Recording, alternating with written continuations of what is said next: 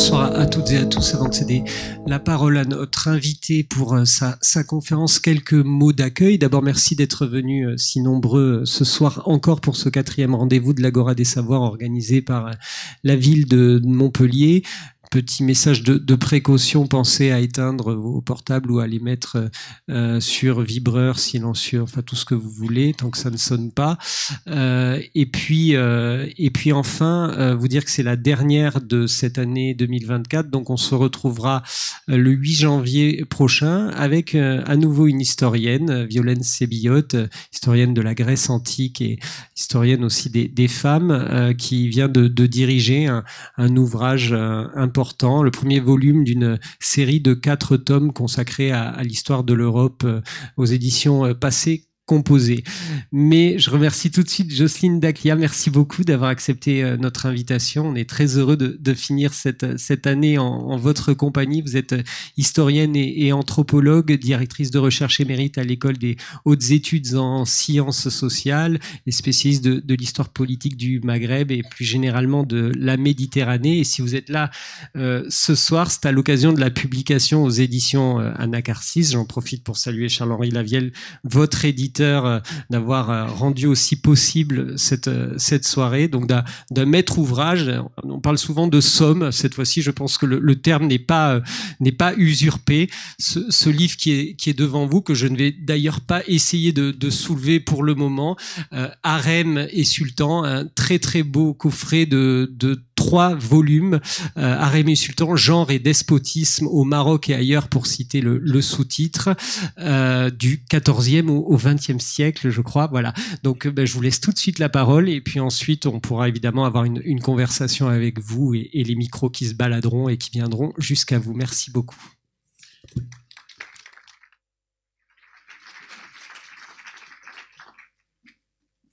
Bonsoir, merci à l'Agora des Savoirs, merci pour cette invitation. Donc ce livre est l'aboutissement d'un long travail et je suis très heureuse qu'il soit enfin paru. Je remercie les éditions Anacarsis pour leur confiance et je suis heureuse de pouvoir vous présenter l'ouvrage dans les toutes premières semaines et tout premiers jours en fait de sa parution. Comme il n'est pas possible de tout résumer de ces 3 volumes, j'ai retenu un fil conducteur qui synthétise l'idée maîtresse qui me guide dans ce livre, une idée a priori paradoxale. Il s'agit en effet de considérer le harem comme une structure potentiellement ouverte au lieu de le tenir pour une structure toujours fermée, coupée du monde. Le propre de la recherche, c'est de pouvoir reconsidérer les choses, de pouvoir faire un pas de côté, d'éclairer la réalité sous un angle nouveau. Et ce n'est donc pas par goût du paradoxe que je construis cette proposition, mais réellement pour tenter de voir l'histoire autrement, pour ouvrir résolument d'autres perspectives, si possible, et d'autres perspectives qui soient utiles pour le présent. Alors, pour entrer dans le vif du sujet, lorsque nous pensons aujourd'hui au harem, voici ce que nous avons à l'esprit, inévitablement. J'ai choisi ici un tableau de Benjamin Constant, un peintre orientaliste du Maroc, mon terrain étant principalement marocain. Et ce tableau est emblématique de tout notre imaginaire sur les harems, où vous trouverez donc l'atmosphère languide, la femme allongée. Le peintre reproduit une image hyper sexualisée, hyper érotisée du harem, avec également un enjeu racial qui est fréquent dans ces tableaux, avec une tension visuelle entre le blanc et le noir, ici l'homme noir, et la femme blanche. J'irais même jusqu'à dire qu'une animalisation diffuse est suggérée, avec la peau de bête, avec la fourrure, qui est aussi un élément très banal dans ces compositions, et le côté sauvage et animal, et surtout on est dans une scène d'intérieur fermé avec la lumière qui pénètre par une petite fenêtre, ou pardon, je me suis trompée, avec une petite fenêtre en haut à droite, vous voyez le coin supérieur droit. Notre imagerie du harem aujourd'hui, donc, elle nous vient de cette iconographie du 19e siècle, sédentarité, oisiveté, érotisme, et c'est un monde statique où le temps semble s'arrêter, un univers en quelque sorte hors du monde. Dans le même temps, les grands harems ont toujours évoqué aussi des histoires de pouvoir. Pouvoir des hommes sur les femmes, bien sûr, mais aussi pouvoir de certaines femmes sur d'autres, pouvoir des femmes blanches sur les esclaves. On le voit dans ce tableau, par exemple, que j'ai repris pour le tome 3, Alfred de Hodenc, qui représente une mariée juive et sa servante ou son esclave noir. Donc il y a une hiérarchie sociale ou raciale entre les femmes qui est souvent affichée dans cette iconographie, et donc du pouvoir. Mais les grands harems sont d'abord et surtout un attribut des grands monarques, des sultans ou des califes, si bien qu'ils renvoient aussi à des enjeux proprement politiques. Les grandes capitalisations de femmes, la constitution de grands gynécées, ça va définir par excellence les grands monarques, les grands potentats, aussi bien dans le monde islamique que dans la Chine impériale, par exemple, il y a des structures très semblables. Et là, nous avons tout de suite en tête une masse plus ou moins indistincte de femmes, voire une sorte de mêlée confuse des femmes. Notre imaginaire du harem, il nous renvoie aussi banalement à l'idée de femmes qui vont se détacher du lot, qui vont s'élever au-dessus des autres, acquérir du pouvoir par effraction, par ruse, on dirait aujourd'hui par agency. Pensez à l'histoire de Scheherazade dans Les Mille et Une Nuits, Scheherazade qui ruse avec le despote et qui va l'apprivoiser. C'est le motif de la femme qui est plus audacieuse que les autres, plus capable, qui va agir pour le bien de toutes, qui va les sauver. C'est une version positive de la femme puissante en quelque sorte. Mais il y a aussi une légende noire des femmes puissantes en politique, avec le motif de l'ingérence féminine dans les affaires publiques. Le couple de Soliman le Magnifique et sa favorite Roxane dans l'Empire ottoman, par exemple, pour ses contemporains, Roxane a été par excellence la mauvaise femme qui allait s'insinuer dans les affaires publiques et mettre la main sur le politique. À l'époque moderne, ce que les historiens appellent l'époque moderne, c'est-à-dire les périodes du XVIe au XVIIIe siècle, l'Europe, c'est bien connu, a voué l'Orient au despotisme. En écho à ses propres démons absolutistes, elle a érigé un modèle d'altérité politique défini par un pouvoir toujours prédateur, toujours coercitif, oppresseur, et en même temps toujours sédentaire, tapis dans l'ombre. Et ça, c'est quelque chose qui vient en fait c'est un motif qui est déjà présent dans l'Antiquité grecque, c'est l'idée du grand roi de Perse qui, depuis son palais, esclavagise ses sujets par opposition aux Grecs qui sont des hommes libres. À l'époque moderne, c'est plutôt l'Empire turc qui s'est retrouvé au cœur de cette nouvelle conception despotique de l'Europe. Mais il y avait des variantes, et le Maroc, notamment, qui est un Orient paradoxal, a constitué, comme je le rappelle dans le livre, une de ces modalités spécifiques du despotisme, avec une version sous le signe de l'Afrique notamment, et une version que nous avons partiellement perdue de vue. Or, ces schémas despotiques mobilisaient toujours d'une manière ou d'une autre la question des femmes.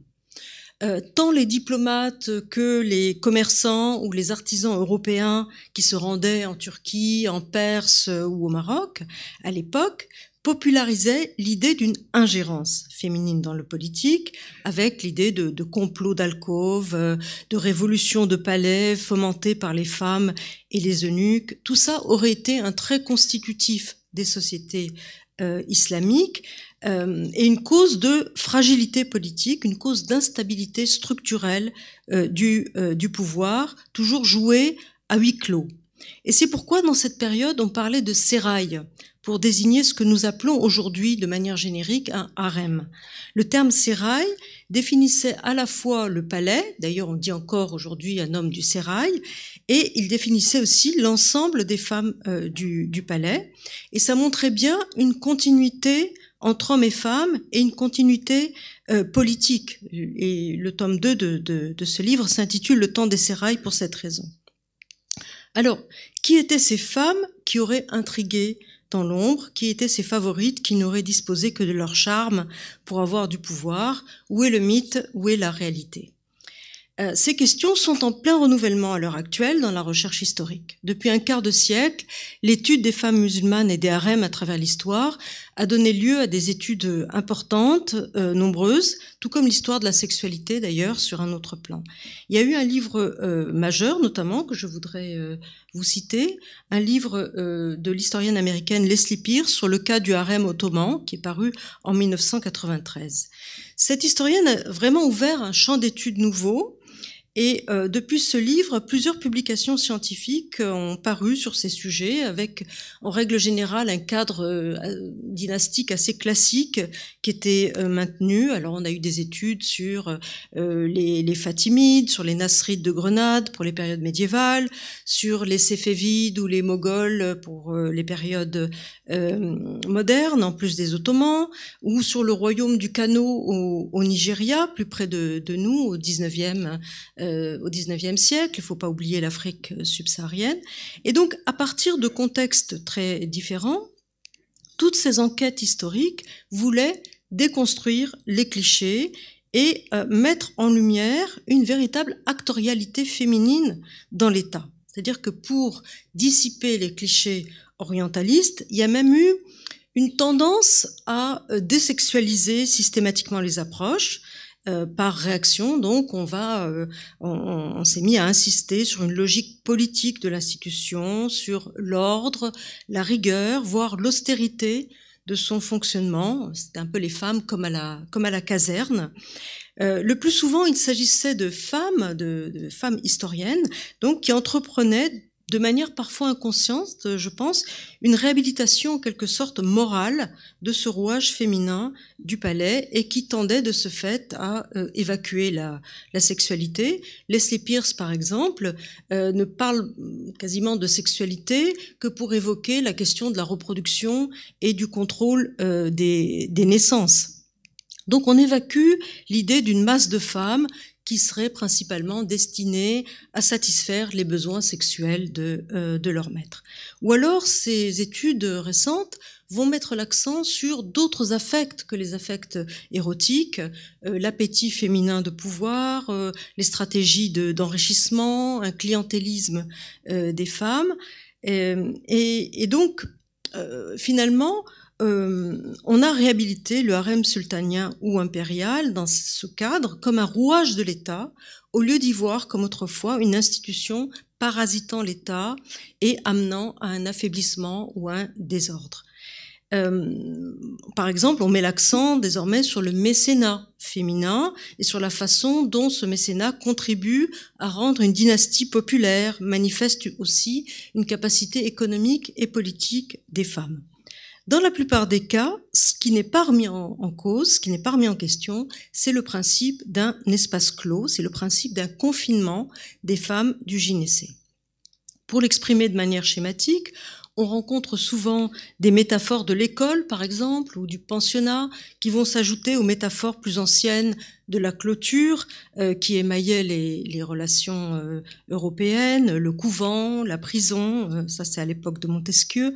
On rencontrait même des comparaisons explicites avec les maisons closes ou les bordels pour évoquer des périodes de déliquescence morale ou politique. Mais qu'il s'agisse de perspectives anciennes ou récentes, qu'on en parle de manière positive ou négative, ce qui relève presque toujours d'une évidence, c'est l'espace clos, c'est l'enfermement des femmes royales et leur sédentarité, et c'est précisément cela que je voudrais discuter ici. C'est ce point que j'ai tenté de remettre en question au premier chef dans ce livre, et ça va être mon fil conducteur dans cette présentation pour vous montrer que, contrairement à ce que nous pensons spontanément, les grands gynécées pouvaient être ouverts sur le monde extérieur. Ils pouvaient être en interaction constante avec le monde extérieur, à la fois par la porosité et par le mouvement. Il y avait des allées et venues constantes, des hommes, des femmes, entraient et sortaient en permanence, et toutes les nouvelles de la ville, du pays ou de plus loin même entraient et sortaient aussi. Et donc, j'entends ouvert au sens de poreux, aussi bien qu'au sens de mobile. ce n'était pas une vie de sédentarité et de statisme, au moins pour une grande partie des femmes concernées, ni une vie coupée du monde, ni même une vie coupée du genre masculin.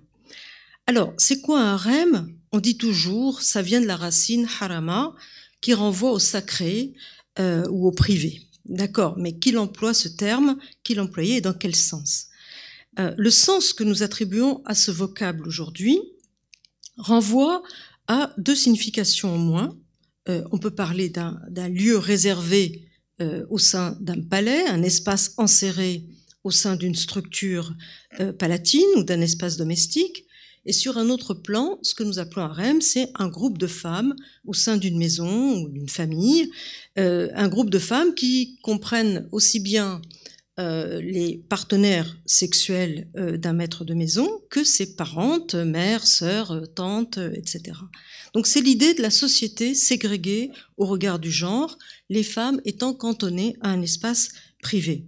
Le problème, c'est que bien souvent, une immersion dans la documentation historique amène à contredire ce présupposé d'un cloisonnement strict et d'une séparation principielle des hommes et des femmes, ou en tout cas à beaucoup le nuancer. Le point de départ de ma réflexion, c'est une image qui s'est imprimée en moi à la lecture des mémoires d'un captif français au Maroc au XVIIe siècle, Germain Mouette. C'est ce livre. En 1683, donc, Mouette a publié ses mémoires et une histoire du Maroc. Il y mentionne un épisode chahuté, une transition politique difficile. Après la mort du sultan Moulay Rachid en 1672, le nouveau sultan rencontre des difficultés pour s'imposer. Il est concurrencé par un neveu notamment. Et donc, comme souvent, l'interrègne, la transition politique s'accompagne de guerres internes. Au cours d'une de ces péripéties, raconte Germain Mouette, Moulay Ismaïl est mis en déroute et il doit s'enfuir dans les montagnes de Marrakech en pleine nuit, sous la neige, avec femme et enfants à pied. Et l'une de ces femmes, qui fait une chute dans la neige, est perdue, corps et biens, personne ne la retrouve, elle est abandonnée. Et c'est cet accident tragique qui a été mon fil directeur, cette absence incongrue, si insolite pour nous, de femmes d'un harem sultanien, à pied, au cœur des combats, puis au cœur d'une retraite forcée dans la neige, en pleine nuit dans les montagnes. C'est si loin du confort supposé des palais et de leur sécurité que ça nous amène à reconfigurer toute notre perception du harem et même du système politique plus généralement. C'est cet épisode en tout cas qui m'a déterminé à aller y voir de plus près, tellement il était antinomique de nos a priori, et c'est cette image mentale qui a conservé mon énergie exploratoire. La première chose à noter, c'est que parmi les dizaines ou même les centaines de femmes qui étaient alors attribuées à Moulay Ismaïl, la perte d'une seule de ces femmes est pu compter au point d'être relayée par une chronique, au point d'être restée dans les annales. Et cette vie comptait par conséquent. Nous savons d'ailleurs que la relation de Germain Mouette lui a été directement inspirée, peut-être dictée, par son maître et ami marocain, c'est-à-dire qu'il s'agissait en fait d'une chronique à deux mains, à peu près coécrite avec un lettré marocain et avec une information locale. Nous ne connaissons ni l'identité ni le statut de cette femme. Vraisemblablement, elle n'était pas l'une des principales épouses ou parentes du sultan pour être restée anonyme. Et pour autant, il s'agissait d'une vie qui avait son importance, en rupture avec l'idée reçue d'un ensemble de femmes plus ou moins interchangeables, substituables. Une de plus, une de moins n'aurait pas fait de différence. Donc cette simple vie comptait. Une manière de résoudre historiographiquement cette énigme, si le mot énigme n'est pas trop fort, consisterait à voir dans cette équipée nocturne précisément un accident, une rupture du cours normal des choses, une guerre, une fuite, des épisodes de crise qui détruisent la sécurité normale des harems. Sauf que de tels épisodes apparaissent récurrents. Chaque transition dynastique, ou presque, donnait lieu à des conflits de cette nature, et chaque fois, des femmes vivaient ces affrontements sur le terrain, elles étaient présentes et dans le mouvement. avec des hommes, aux côtés des hommes. Au début du XVIIe siècle, par exemple, toujours au Maroc, le sultan Moulay Zidane, dans des circonstances semblables de contestation par un rival, avait dû s'enfuir. On sait qu'il avait embarqué sur un bateau toute sa bibliothèque, sur un navire français pour la mettre à l'abri, et que ces milliers de livres ne lui ont pas été restitués. Ils se sont retrouvés à l'Escorial en Espagne. On sait moins qu'il avait embarqué aussi sur un bateau au même moment, heureusement sur un autre bateau, 200 femmes qui, elles, sont arrivées à bon port. Un autre prince, à la fin du XVIIIe siècle, a embarqué 220 femmes sur un bateau pour fuir des troubles politiques. Et à cause d'une tempête, le bateau s'est retrouvé à Madère et il a fini par arriver à Lisbonne. Les femmes ont été reçues à la cour portugaise, donc un harem marocain était arrimé dans le port de Lisbonne. Même quand ce sont des circonstances exceptionnelles et de rupture qui expliquent ces déplacements féminins, les sorties en masse des harems, en réalité, n'étaient pas du tout accidentelles ou exceptionnelles. Il s'agissait au contraire de phénomènes structurels et courants. Et il nous faut reconsidérer en réalité l'ensemble d'une histoire sociale et politique qui est à replacer sous le signe du mouvement. Parce que nous avons aujourd'hui une image qui est généralement très figée des sociétés islamiques en général et de leurs gouvernants en particulier. A priori, on ne se les représente pas comme des sociétés mobiles, mais plutôt comme des sociétés qui ne bougent pas. Et pourtant, le pouvoir politique au Maghreb s'est inscrit historiquement dans une grande tradition de mobilité et d'itinérance, comme les pouvoirs monarchiques européens de l'époque moderne. D'ailleurs, pensez à la France des Valois, la cour restait très gyrovague. De la même façon, et peut-être même davantage, toute la tradition royale du Maroc et des États voisins était sous le signe d'une grande mobilité. Les sultans devaient parcourir en personne les territoires qu'ils contrôlaient et ils entreprenaient de réaffirmer leur présence, soit par la force, soit en renégociant sans arrêt leurs alliances sur le terrain. Ainsi que le répétaient les chroniqueurs, un bon sultan devait parcourir son royaume sur son cheval, il devait aller à la rencontre de ses sujets, écouter en personne leurs doléances ou les ramener à l'ordre. Le maintien au pouvoir reposait aussi, de manière corrélative, sur un système d'épreuves permanent finalement, sur un système de compétition permanent, avec une remise en jeu régulière ou enfin récurrente du trône, où le meilleur compétiteur gagnait. Pour qu'un homme s'impose à la tête de l'État, ou même d'une simple principauté, il devait faire ses preuves, soit les armes à la main, soit en obtenant des suffrages dans le pays, des ralliements. Et ce que nous qualifions aujourd'hui d'instabilité était en réalité un système assez électif, voire, pour jouer un peu la provocation, un système non exempt de démocratie. En effet, lorsqu'un sultan mourait, par exemple, cas de figure, je ne parle pas de quand il était renversé, mais même quand il mourait, ça ouvrait tout de suite une période de désordre, de crise, parce que les sujets étaient partie prenante qu'ils pouvaient vouloir rebattre les cartes. Ils allaient eux-mêmes encourager un compétiteur ou négocier à nouveau frais leur allégeance. D'où la récurrence de situations de disputes pour le pouvoir qui n'étaient pas accidentelles mais structurelles et je dirais même attendues parce que différents acteurs faisaient bouger les lignes. Et donc tous les gouvernants devaient sillonner leur province et faire campagne littéralement. Il y avait là un versant coercitif aussi bien que pacifique de ces expéditions. Et très banalement, des femmes suivaient ces expéditions, participaient de ce mouvement. Une partie des femmes au moins de ces gouvernants ou aspirants gouvernants se mettaient en route avec eux. Et nous avons perdu de vue l'importance de ces circulations féminines, circulation élitaire aussi bien que circulation féminine plus ordinaire, si j'ose dire. Et il y a là pour nous quelque chose d'assez contre-intuitif, assurément. Alors, Germain Mouette, encore lui, a décrit ces pratiques. Il évoque les femmes protégées par un palanquin.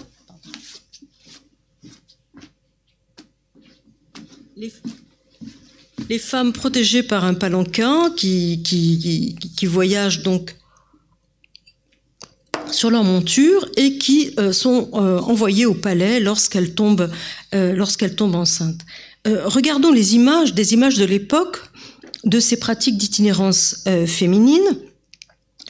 Cette image, par exemple, empruntée à Jean Moquet au XVIIe siècle, on voit les femmes par transparence sous les palanquins et l'escorte masculine derrière. Vous constatez qu'il y a des montagnes assez difficiles, escarpées, un paysage un peu difficile, qu'on retrouve dans la seconde image.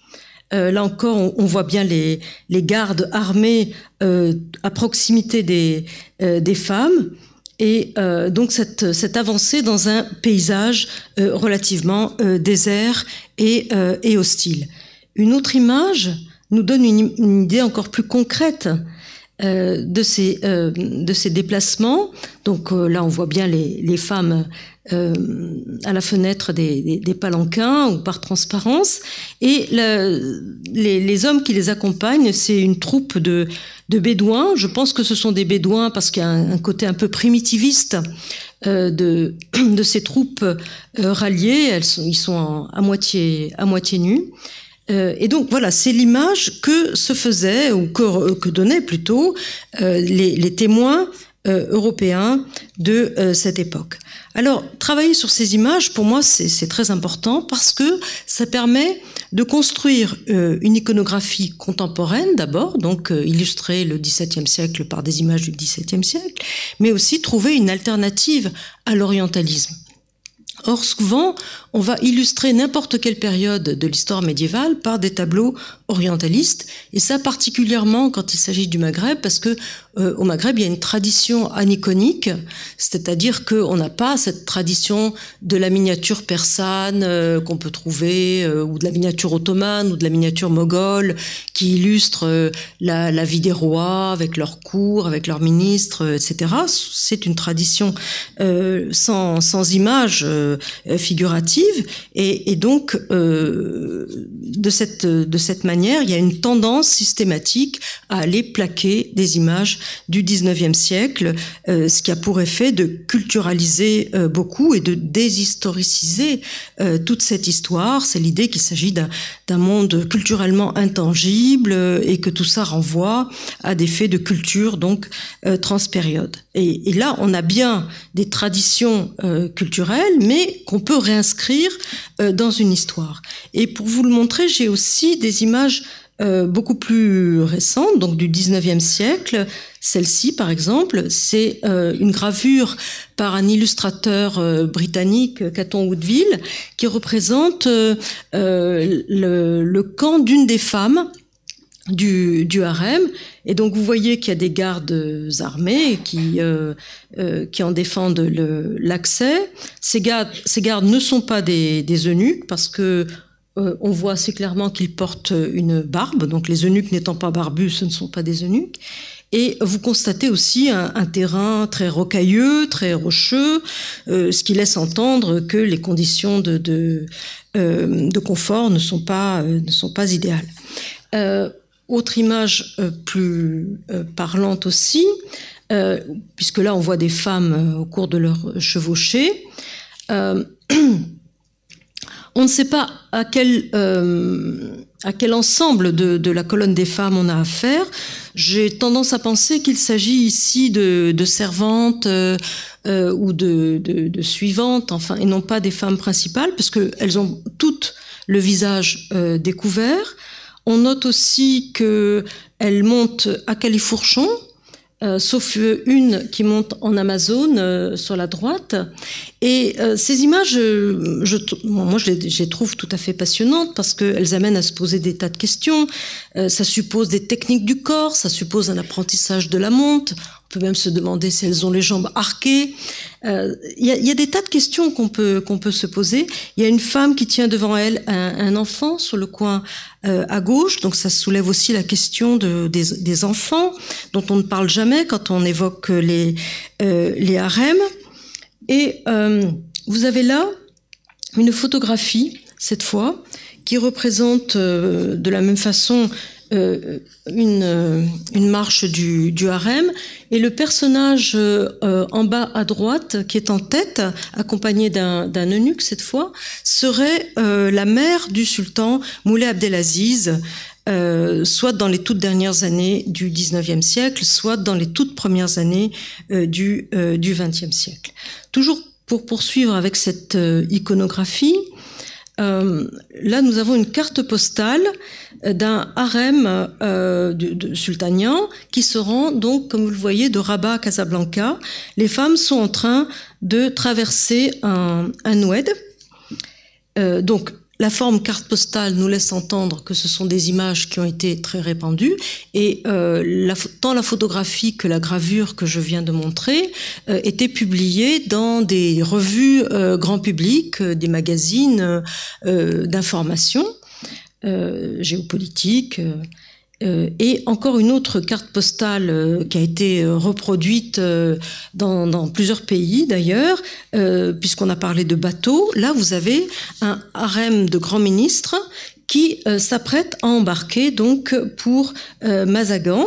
C'est une photo qui a été beaucoup reproduite, et j'ai pris un autre cliché qui, lui, n'a pas été reproduit en carte postale, parce qu'on voit clairement à l'arrière, fermant la marche, les eunuques qui donc gardent les arrières des femmes.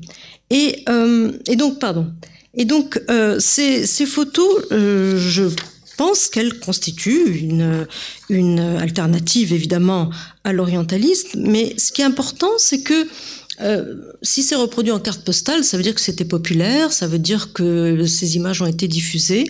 Or, nous les avons perdues de vue. Et donc, il y a eu une forme de décantation depuis, c'est-à-dire que notre perception à nous du harem s'est finalement rétractée et s'est resserrée sur un monde, justement, un monde confiné, un monde domestique, alors que pour les gens du début du XXe siècle, ce n'était pas nécessairement ou absolument le cas. Alors, on pense généralement aux eunuques, donc j'ai montré des photos d'eunuques, on pense généralement aux eunuques comme intermédiaires pour les femmes confinées, mais on voit bien dans la documentation qu'ils n'étaient pas les seuls à entrer et sortir des appartements privés, d'abord parce que d'autres hommes y pénétraient, des parents masculins, des femmes, leurs pères, éventuellement leurs frères, des pages, des intendants juifs, des professeurs, des captifs chrétiens y pénétraient, mais surtout des femmes au service d'autres femmes allaient et venaient. Allaient et venaient. Et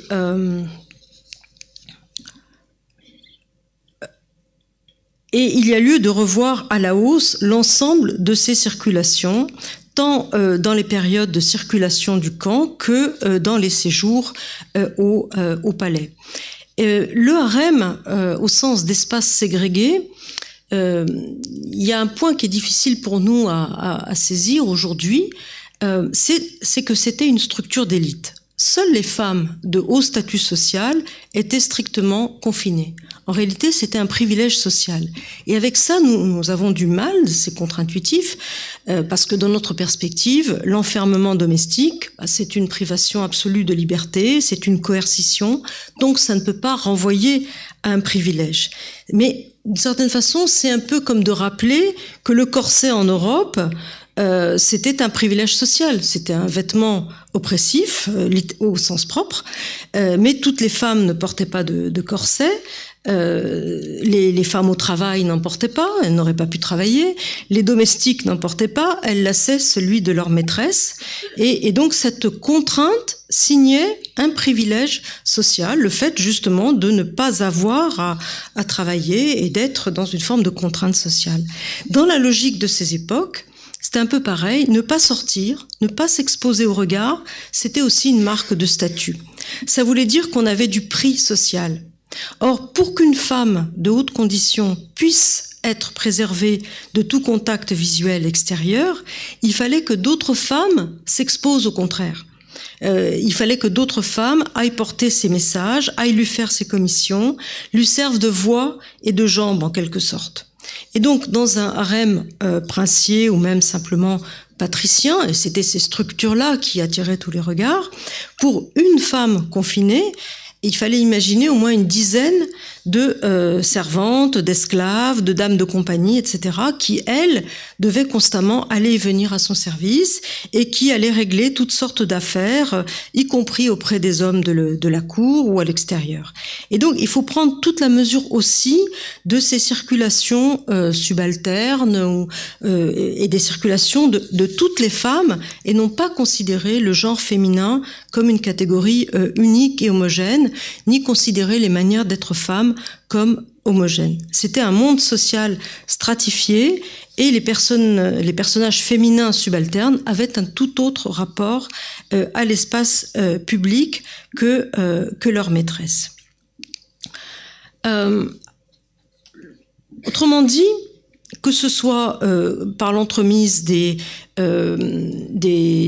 eunuques, des intendants ou par celui de ce personnel féminin, le retranchement social, l'invisibilisation physique de certaines femmes n'était pas synonyme de néant social, loin s'en faut.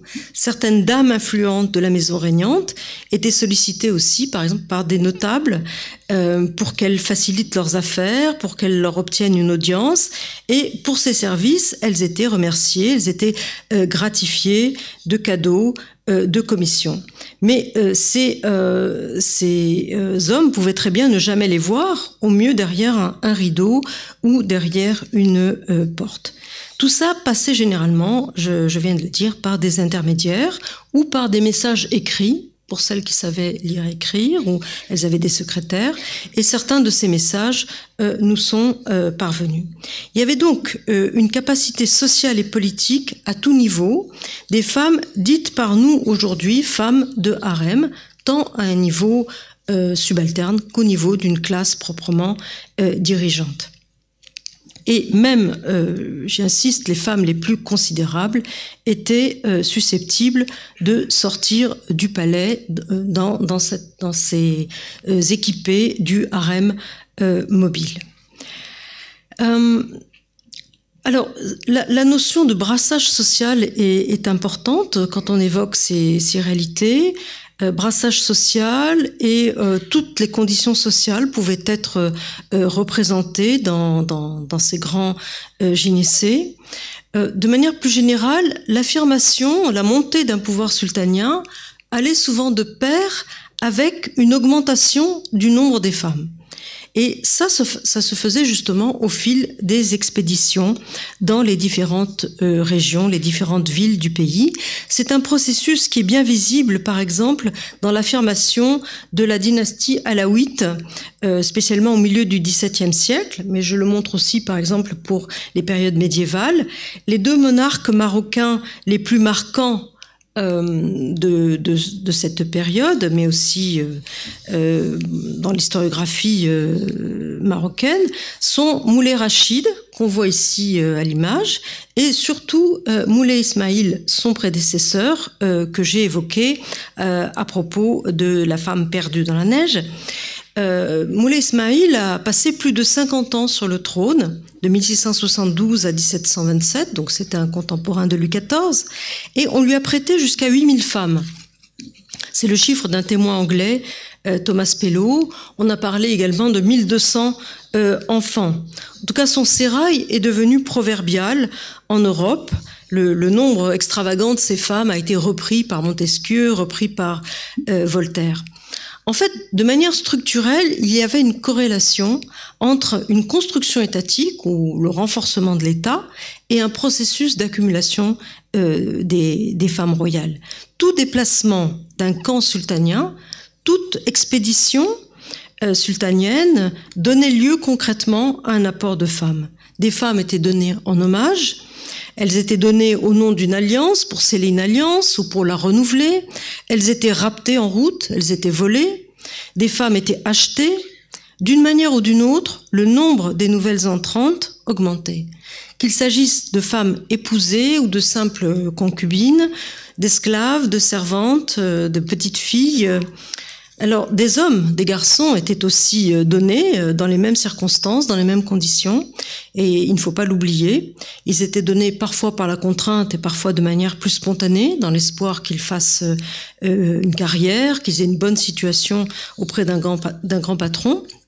Il ne faut pas oublier que ces flux étaient symétriques et on pourrait pousser le parallèle, y compris en termes d'exploitation sexuelle de ces jeunes hommes. Mais nous nous concentrons ici sur le versant féminin de ces flux sans perdre de vue la question des hommes. Et donc, toutes ces nouvelles entrantes ralliaient la colonne du sultan ou de son représentant, et des femmes accueillaient les nouvelles femmes dans les tentes réservées aux femmes. Germain Mouette, pour suivre encore son témoignage, atteste ces dons de femmes ou de filles en hommage au gouvernant. Il explique donc que pour se faire bien voir, on donnait des femmes, de manière d'ailleurs plus ou moins temporaire. Le contrat était clair. On donnait une femme en escomptant des privilèges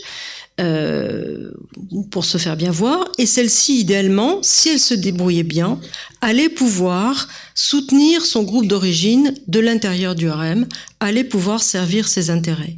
Et tout déplacement dans le pays ou aux marges du royaume allait augmenter le harem, ou ce que par convention nous appelons le harem. C'est un processus quasi mécanique d'addition. Plus le sultan régnait et se remuait, et plus il recevait de femmes, d'où le croît exponentiel d'un Moulay Ismaïl qui a régné 50 ans. Ce cumul valait aussi dans des situations de précarité politique, c'est-à-dire qu'un gouvernant qui se retrouvait en difficulté allait chercher des alliances, et donc automatiquement il y avait un échange de femmes à la clé. Et quand je parle d'alliance, on pouvait donner au sultan une veuve de 40 ans qui avait déjà été mariée 3 fois. Ce qui comptait d'abord, c'était l'alliance. Alors, il y avait aussi, bien sûr, des logiques de prestige, et il est évident que les critères de beauté comptaient aussi.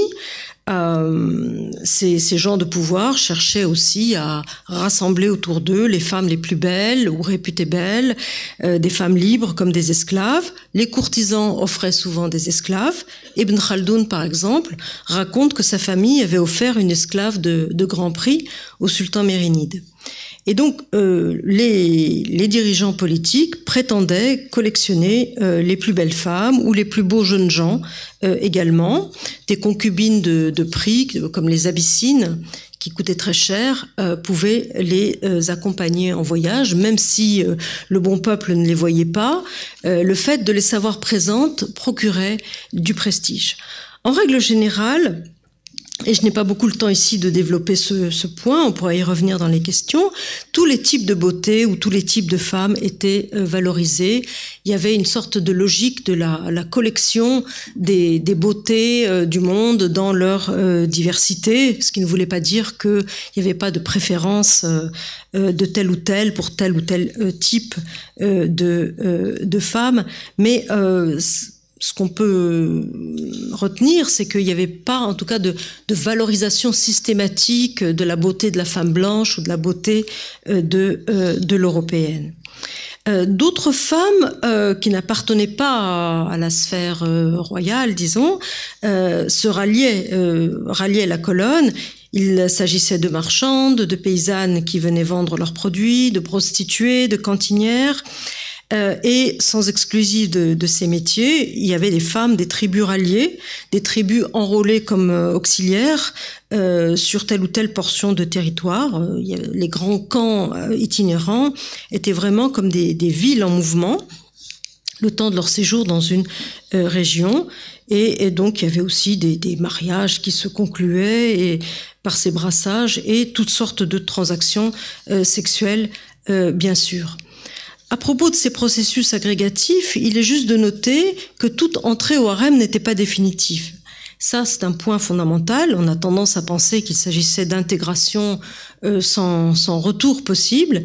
Mais lorsqu'une femme n'avait pas eu d'enfant, et beaucoup d'entre elles n'étaient pas même approchées par le sultan, certaines, il les avait à peine regardées, elles pouvaient être redonnées par lui à des officiers du palais, à de simples soldats ou encore à des notables qu'il voulait honorer, ou même à des dignitaires qu'il voulait surveiller, qu'il voulait avoir à l'œil. Elles étaient donc mariées, offertes, redistribuées, et elles conservaient ou non des entrées au palais auprès de telle ou telle dame. D'autres demeuraient totalement abandonnées, délaissées quelque part. Un point notable aussi, c'est que lorsqu'un sultan mourait, traditionnellement, son successeur renvoyait aussi chez elle une partie des femmes de son père ou de son prédécesseur, si elle le souhaitait, lorsqu'elles étaient sans enfants, ou bien il les mariait, ce qui allégeait sa propre charge domestique. Certaines ne s'élevaient jamais au-dessus de la condition de simples servantes, d'autres faisaient carrière comme concubine royale, comme mère de prince ou encore comme intendante. Il en était de même pour les garçons, les jeunes adolescents. Certains pouvaient rester palefreniers ou que sais-je, d'autres devenaient caïds, ministres, comme pour le cas de l'Empire ottoman ou perse. C'est-à-dire que sur la base d'enrôlements qui étaient souvent brutaux, de réquisitions plus ou moins forcées, mais parfois libres et spontanées, une grande mobilité sociale interne était possible pour les hommes comme pour les femmes. Je le dis sans idéalisation, sans minorer le moins du monde les situations de contrainte et de violence. Et on peut comparer ces processus de manière transversale. On peut les comparer aux entrées dans les ordres, par exemple en Europe, pour les jeunes cadets ou pour des jeunes filles sans dot que leur famille pouvait forcer à entrer dans un couvent. Soit elles y végétaient, soit elles devenaient très puissantes et riches en certains cas. Les logiques de sang et de naissance étaient de toute façon moins rigides qu'en Europe, et parmi les élites politiques, parmi le personnel politique, on comptait beaucoup d'hommes et de femmes de conditions très, très modestes, d'origine sociale très modeste, indépendamment même de la question des esclaves. Ces dynamiques éventuellement ascendantes, et c'est un point très important, invitent donc à reconsidérer toute la question de la plasticité sociale plus générale et de l'aptitude circulatoire de ces sociétés. Ce qui dément le schème despotique. Dans les termes de la philosophie politique européenne, le despotisme, c'est quoi? C'est un monarque qui assèche les richesses de son royaume, qui draine au palais toutes les ressources, ce qui appauvrit l'ensemble du royaume et empêche tout développement, tout enrichissement. C'est la définition du despotisme oriental. Alors bien sûr, il y a eu de grands épisodes répressifs dans cette histoire du Maroc, des têtes fracassées, des pratiques d'extorsion. Les sujets pouvaient être pressurés par tel caïd ou gouverneur, mais le propre de ces sociétés, c'était aussi qu'elles valorisaient le commerce notamment et l'enrichissement personnel. Tout le monde au Maroc ou dans les sociétés islamiques pouvait pratiquer un commerce sans mépris social, sans perdre en dignité sociale, y compris les savants, y compris les juges. Ils pouvaient avoir une boutique, ils pouvaient acheter et vendre en se rendant à la Mecque, par exemple. L'enrichissement personnel n'était pas blâmable, ni au regard de l'éthique musulmane, ni au regard de l'éthique sociale. Et ça valait aussi pour les femmes. Et à cet égard, la question des femmes affleure de manière significative. En effet, les miroirs des princes, les ouvrages de conseil aux princes, répétaient constamment qu'un bon monarque devait assurer la sécurité des routes. Il devait lutter contre le brigandage, il devait permettre à ses sujets de pouvoir voyager en sécurité, sécurité de leur personne et sécurité de leurs biens, de leurs marchandises. Dès le Moyen-Âge, on retrouve dans des chroniques toute une série de déclinaisons de ce devoir, avec même une expression emblématique selon laquelle, sous le règne d'un bon sultan, une femme seule pouvait traverser le pays du nord au sud sans que personne ne lui demande rien. Et cette formule, pour moi, elle illustre un envers absolu du harem. On ne dit pas que le bon sultan, c'est celui qui garantit à une femme d'être en sécurité chez elle, mais au contraire de pouvoir voyager seule sur les routes sans qu'on l'importune. Et ça ouvre une brèche considérable dans nos certitudes. Alors, examinons maintenant l'existence concrète de ces fameuses femmes des harems royaux lors des équipées royales. Ces expéditions pouvaient durer plusieurs mois, 2 ans en certains cas, et bien que privilégiées, ces femmes étaient alors soumises à des conditions de vie qui sont bien éloignées de ce que nous imaginons. Il y avait un engagement physique fort, je l'ai déjà dit, y compris les femmes qui voyageaient sur des palanquins, et il fallait pouvoir se tenir, les risques de basculer étaient fréquents. Sous la tente, le froid, l'humidité, la chaleur pouvaient se faire sentir. Les risques d'incendie étaient fréquents aussi. Sous des tentes en toile, il fallait supporter des levées parfois avant l'aube, voire des déplacements nocturnes, parce que souvent les femmes voyageaient en décalé par rapport à la colonne sultanienne, où elles voyageaient en avant. On pouvait leur demander d'accélérer le pas si elles allaient trop lentement. Et donc, quand les conditions de terrain étaient difficiles, il fallait aller à pied de toute façon. Et donc, physiquement, c'était tout à fait exigeant, et on était loin de l'image donc orientaliste que j'ai montrée au début de cette conférence. Et significativement, cette vie, sinon à la dure, au moins en extérieur, en plein air, elle a pu apparaître normale et banale aux observateurs européens, au moins jusqu'au XIXe siècle. Ils n'assignaient pas alors les femmes à un espace confiné, comme ça sera le cas donc au moment de l'orientalisme pictural. Regardez par exemple cette image du XVIe siècle, empruntée à une édition de Léon l'Africain. Ça représente donc un eunuque, et vous voyez que l'eunuque n'est pas du tout dans les corridors ou à la porte des appartements privés. Au contraire, il foule les rochers, il tient un rameau à la main. C'est une image d'ailleurs conforme à une réalité, puisque beaucoup d'eunuques, peut-être la majorité, n'étaient pas de simples gardiens des femmes, mais ils pouvaient être des émissaires du sultan, ils pouvaient être chef d'armée, chef d'un corps d'armée, ministre, ambassadeur. Donc cette représentation en plein air, elle fait pleinement sens. Regardons aussi cette image, cette gravure plus tardive du XVIIIe siècle, d'une dame de qualité, on le voit à ses vêtements, d'une dame de qualité qui est représentée également en plein air et non pas dans ses appartements, avec là aussi une fleur à la main et un paysage de campagne à l'arrière. J'ai parlé d'une population féminine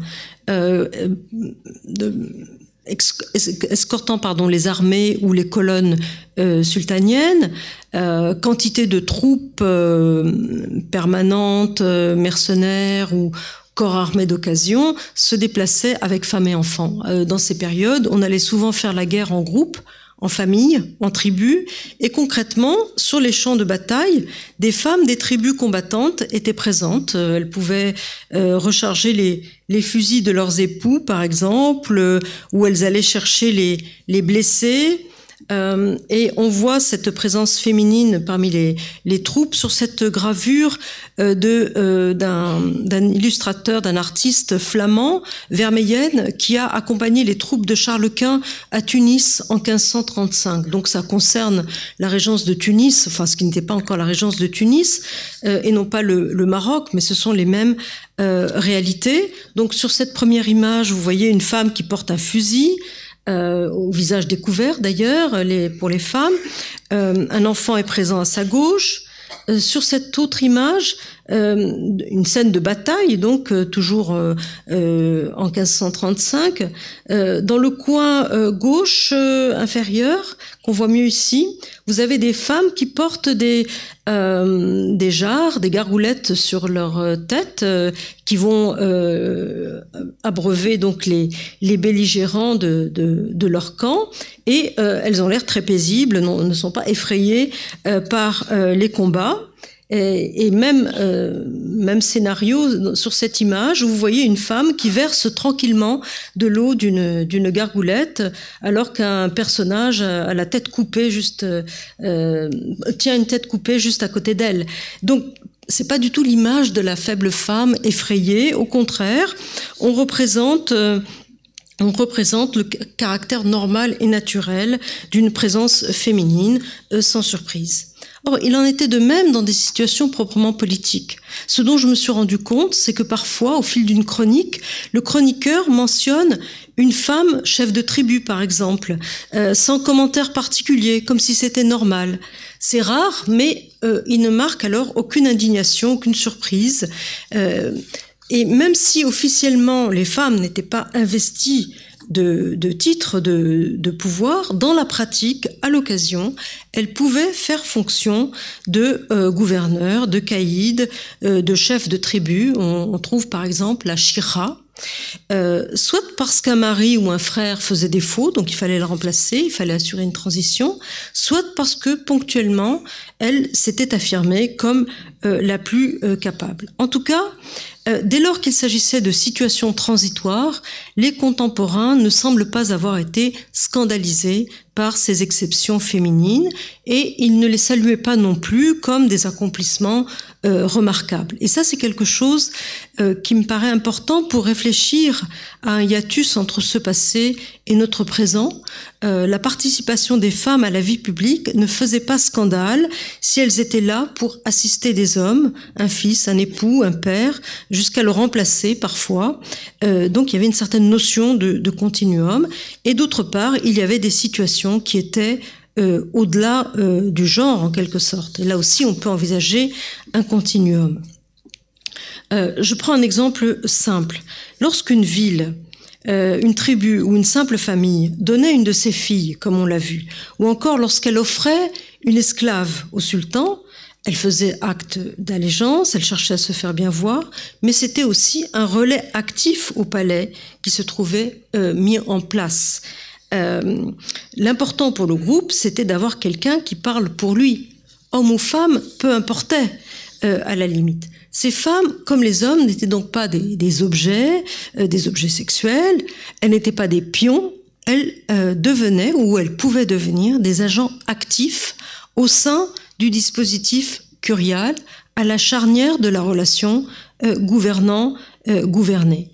Et à cet égard, il y avait un rôle symétrique ou relativement indistinct, épicène, des hommes et des femmes dans cette articulation structurelle et mobile du monde sujet et de l'État. D'une certaine façon, on était au-delà du genre avec ce rôle dévolu indistinctement à des hommes ou à des femmes. Et là, je vais me tourner vers les organisateurs parce que ça fait, je pense, une petite heure que je parle. Donc, il est peut-être temps que je m'interrompe, sauf si vous souhaitez que je continue. Et qu'on prenne des questions. Qu'est-ce qui est le mieux? On peut passer aux questions avec plaisir.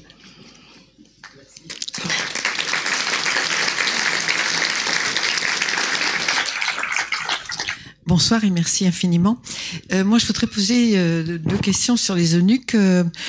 Comment ils devenaient eunuques? Pourquoi? Et qu'est-ce qui se passait pour eux? Ça m'intéresse beaucoup. Oui, c'est une question tout à fait importante que celle des eunuques, parce qu'ils ont un peu disparu de notre perspective aujourd'hui. Donc les eunuques, c'était un bien précieux. Tout le monde n'avait pas des eunuques, bien évidemment. C'était les esclaves les plus onéreux, les plus chers sur le marché. Et au Maroc, ils ont même tendu à devenir une sorte de privilège régalien. Alors sur les origines des eunuques, elles varient selon les périodes. Ce qu'on a aussi oublié, c'est qu'il y a eu beaucoup d'eunuques blancs, d'eunuques européens d'origine. Il y a d'abord eu beaucoup de castrats qui étaient slaves dans les périodes médiévales, mais même dans les périodes modernes qui m'intéressent beaucoup, au XVIe siècle par exemple, encore au XVIIe siècle, on rencontre des eunuques français, anglais, à la cour du roi du Maroc. Et on trouvait l'équivalent aussi à la cour ottomane, par exemple, qui avait un grand groupe des eunuques blancs et un groupe des eunuques noirs. Et donc, ils n'étaient pas tous origines d'Afrique subsaharienne. Oui, vous voulez compléter la question? En fait, l'eunuque, il est émasculé. Donc, pourquoi? Est-ce que c'est lui qui le demandait? Est-ce qu'il postulait? Oui. Voilà, c'est ça. Comment ça se passait? J'en viens à cette question. Donc, pourquoi est-ce qu'ils étaient émasculés? On dit souvent, justement, c'est là le point, on dit souvent qu'ils étaient émasculés pour pouvoir garder les femmes, pour ne pas avoir de contact avec les femmes et qu'on soit sûr qu'il n'ait pas avec elles de relations sexuelles.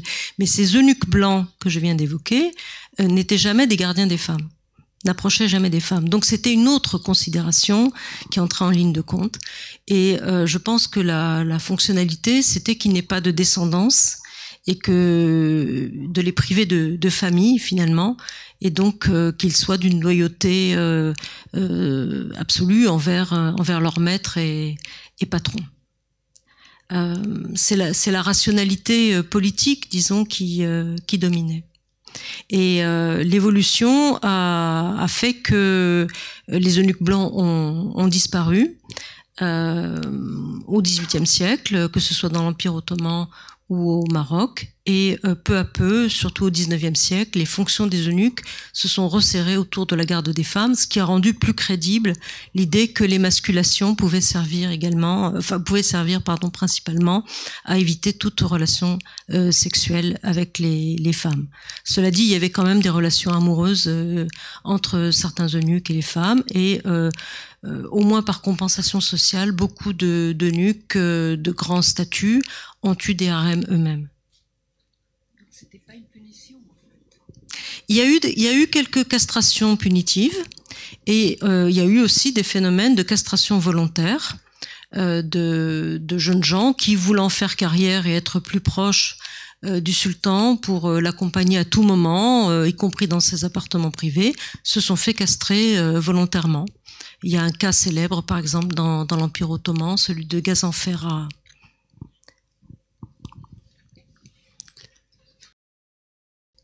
Bonsoir.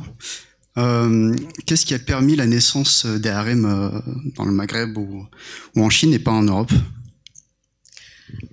C'est un point qu'on peut discuter de manière un petit peu paradoxale, parce que si on regarde les époques médiévales, par exemple, la question de la polygamie de Mahomet, la question de la polygamie musulmane faisait scandale pour l'Église, mais la polygynie de fait, c'est-à-dire le fait d'avoir plusieurs femmes ou plusieurs partenaires sexuels,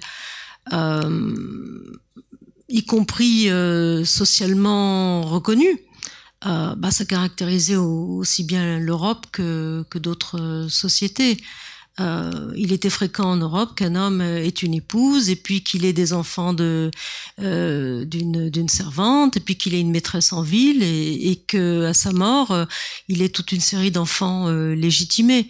Donc ça, c'est aussi une forme de harem, d'une certaine façon, si on pousse un peu le paradoxe.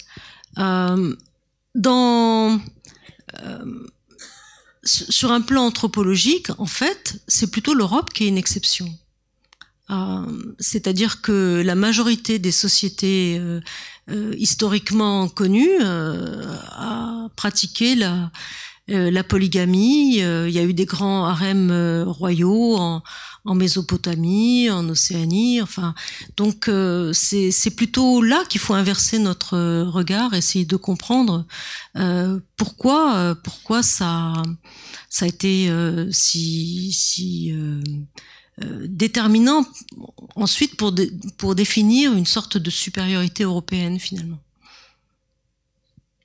Les Mormons ont encore des harems, hein, sont encore polygames aux États-Unis. Il y a une forme de tolérance par rapport à ça. Merci. Est-ce qu'il y a ici, devant?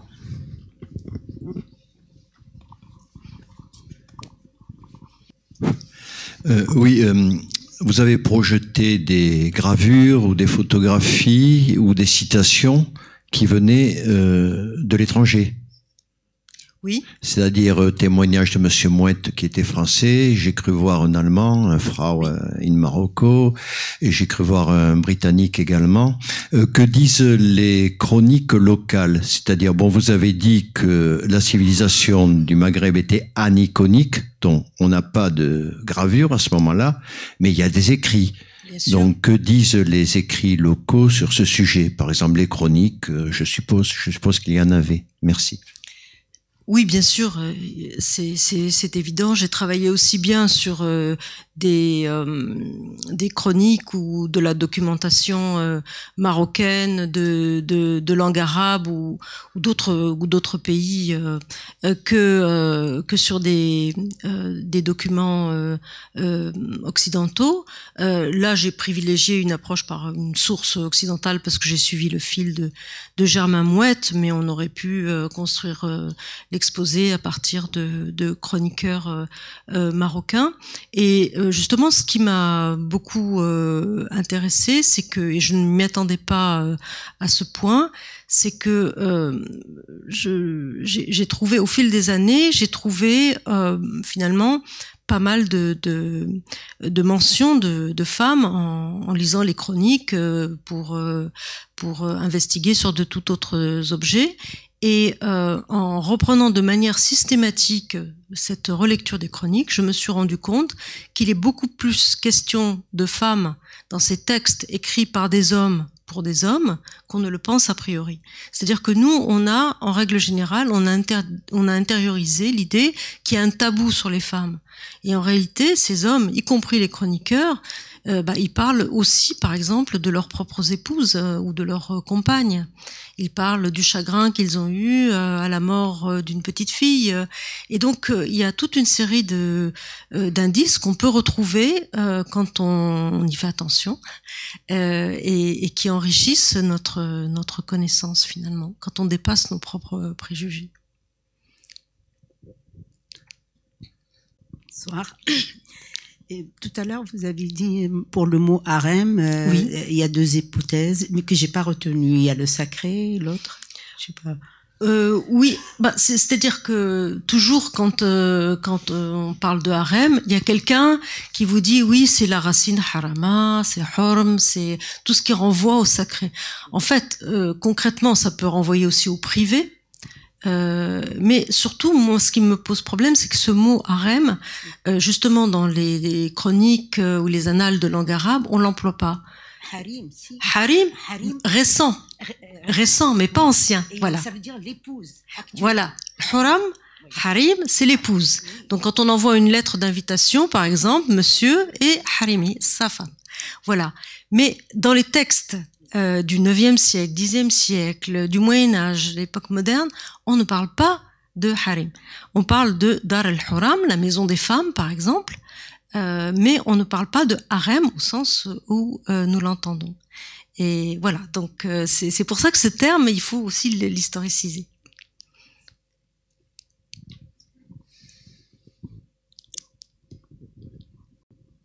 Bonsoir, merci pour cet exposé. Je voulais, en vous écoutant, révéler en quelque sorte un harem tel qu'on ne l'avait jamais imaginé. Moi, j'ai pensé beaucoup, en fait, aux cours françaises, aux cours royales. Donc, je me suis dit, est-ce qu'effectivement, c'est pas la même chose ?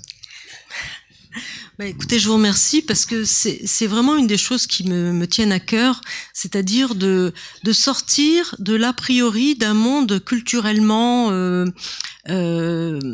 spécifiques ou tout serait spécifique, justement.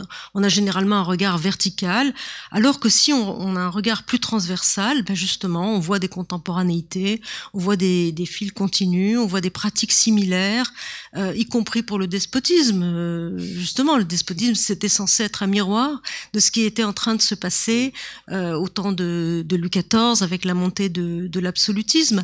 Et donc, avec ce type de comparaison, ben, on évalue mieux et on arrive à dissiper des formes de préjugés. Et on voit effectivement, par exemple, Louis XIV, oui, je suis pas la seule à le dire, grand polygame. On voit effectivement des pratiques de gouvernement semblables, pas seulement de gouvernement des femmes, mais de gouvernement tout court. Et moi, je pense que c'est comme ça qu'on devrait pratiquer l'histoire, avec plus de hauteur et moins d'a priori anthropologique, en quelque sorte. Bonsoir, merci pour votre conférence très intéressante. Je voulais savoir si dans le monde du Maghreb ou dans l'Empire ottoman ou dans l'Empire perse, il y a eu des femmes qui ont pu gouverner ou peut-être être régentes dans des périodes de transition de pouvoir.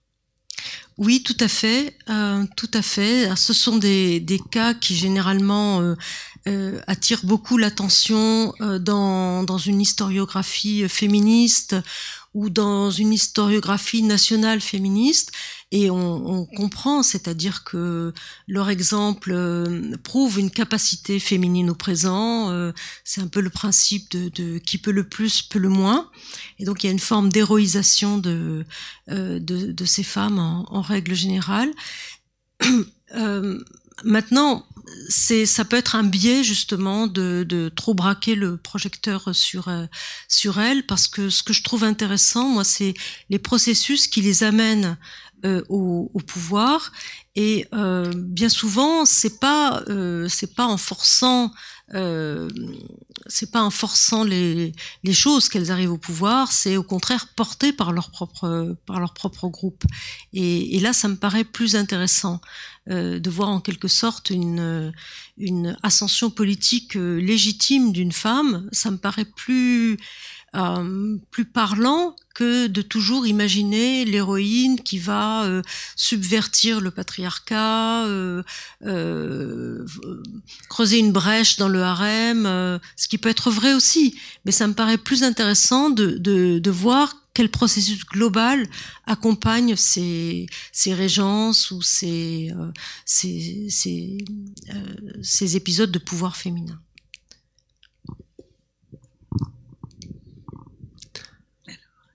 Oui, bonsoir. Merci pour la conférence. Est-ce qu'on peut faire un lien entre la civilisation grecque, la démocratie grecque de Aristote et Platon, où la femme de condition supérieure, donc la citoyenne, vivait dans la maison? Les disciples de Aristote, les péripatéticiennes et péripatéticiens, pour la plupart, ces femmes étaient des prostituées, mais elles étaient libres. Et en revanche, pour revenir à ce que vous disiez, la femme qui était protégée était néanmoins enfermée dans la maison. Est-ce qu'il y a un lien dans l'évolution, justement pour revenir au harem? Est-ce que ça découle de cette civilisation ou pas? Je ne sais pas si ça découle, mais en tout cas, il y a des parallèles à faire, et ces parallèles ont souvent été faits. Alors, je ne suis évidemment pas spécialiste de l'Antiquité grecque, mais j'ai regardé un petit peu ce qui concerne l'histoire récente des gynécées, et actuellement, il y a une remise en question de la question du modèle du gynécée, comme il y a une remise en question du modèle du harem, parce que je pense que c'est une historienne qui s'appelle Dominique L'Enfant, surtout, qui développe ce point, mais d'autres aussi. Elle pense que le gynécée a été conçu au 19e siècle, au 20e siècle, un peu sur le modèle du harem, justement. Il y a une contamination de modèles. Et donc, on peut remettre en question l'idée d'un monde des femmes respectables, un peu enfermées en Grèce ancienne. Et en revanche, ce qui est assez juste, c'est cette idée qu'il y aurait eu des femmes aptes à passer leur soirée avec les hommes, notamment s'adresser aux hommes sans réprobation sociale, étaillir ou quel que soit le nom qu'on leur donne. Il y avait l'équivalent de ces courtisanes, disons, savantes dans le monde musulman, sauf qu'il y a toujours des exceptions et qu'on rencontre aussi beaucoup de femmes de haut parage, qui étaient des femmes lettrées et qui ont aussi, beaucoup échangé avec les hommes sans que personne n'y trouve rien à redire. Donc voilà, c'est une question en fait plus complexe qu'il n'y paraît. Oui. Bonsoir et merci pour la clarté de vos explications. Quand on dit que tout est politique, je voudrais connaître un petit peu ce qui pouvait se passer dans les harems, et en cela je pense à celui de Topkapı dans l'Empire ottoman. Et donc les luttes intestines avaient lieu entre les participantes des harems, et il y a eu des faits qui ont transformé la politique de l'Empire ottoman avec une espèce de décadence, quoi. Oui. Alors, l'Empire ottoman correspond à un modèle différent, partiellement différent de celui que je viens d'exposer, parce que il y a eu dans l'Empire ottoman une phase d'expansion et de conquête, où les princes étaient nommés gouverneurs des provinces et se constituaient des petites principautés avec leurs mères, leurs femmes, leurs harems, disons, en province. Et puis, lorsque l'expansion est arrivée à ses limites, en quelque sorte, il y a eu un grand processus de rapatriement dans la capitale et de sédentarisation.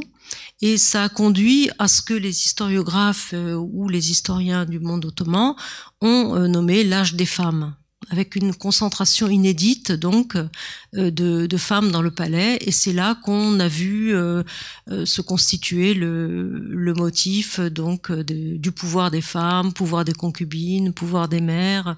Ça a donné lieu d'ailleurs à un feuilleton célèbre il y a quelques années qui a été traduit dans plein de langues.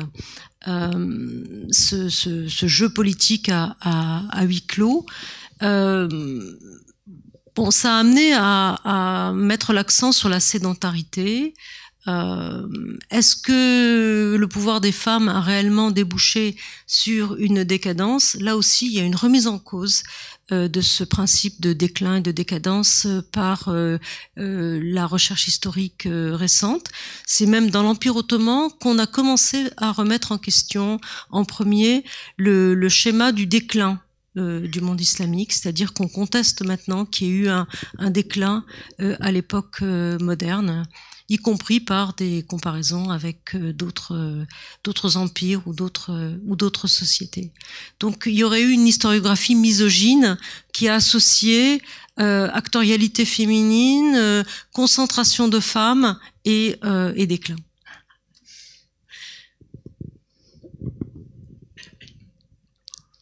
Bonsoir, merci pour toutes ces informations. Je me demandais, qu'est-ce qu'il en reste aujourd'hui? Ou plus exactement, est-ce que ça a complètement disparu? Si oui, pourquoi? À quel moment? Et est-ce qu'il en reste quelque chose? Oui. Alors, le cas que j'ai étudié, c'est le cas du Maroc. Et j'ai eu du mal à décider quand est-ce qu'il fallait arrêter un petit peu le livre, quelle était la borne chronologique, parce qu'en fait le harem marocain, il a duré jusqu'au roi actuel, Mohamed VI. C'est lui qui a mis fin à l'institution du harem. Il a renvoyé le harem de son père. Mais Hassan II a eu encore un harem. Sauf que ces femmes royales n'avaient plus le même sens politique. Le processus que j'ai essayé de résumer de manière un peu rapide, ce processus en vertu duquel les différentes régions, les différentes villes, les différents groupes de sujets, les différents groupes politiques tente d'avoir des femmes en place pour justement qu'elles jouent un rôle politique. Ce processus-là, il s'est délité déjà avec la colonisation française, enfin le protectorat français, qui est une forme de déprivation et de colonisation. Et puis, dans les années 30, il n'y a plus cette articulation avec le monde sujet. Donc c'est là que j'ai interrompu mon enquête. Après, si on est curieux juste de monarques aujourd'hui qui ont chez eux un ensemble de femmes pour le plaisir ou pour le prestige, oui, on en trouve. Chez le sultan de Brunei, on en trouve de temps en temps des fils du sultan de Brunei à des frasques retentissantes. En Arabie Saoudite, il y a des cas. Enfin bon, donc on en trouve. Mais moi, ce qui m'intéresse, c'est quand elles ont un rôle politique. Et là, apparemment, c'est pas le cas. Merci beaucoup, Jocelyne Dakhlia. Merci à toutes et à tous. Merci aussi à nos interprètes qui ont assuré l'interprétariat en langue des signes de Desel.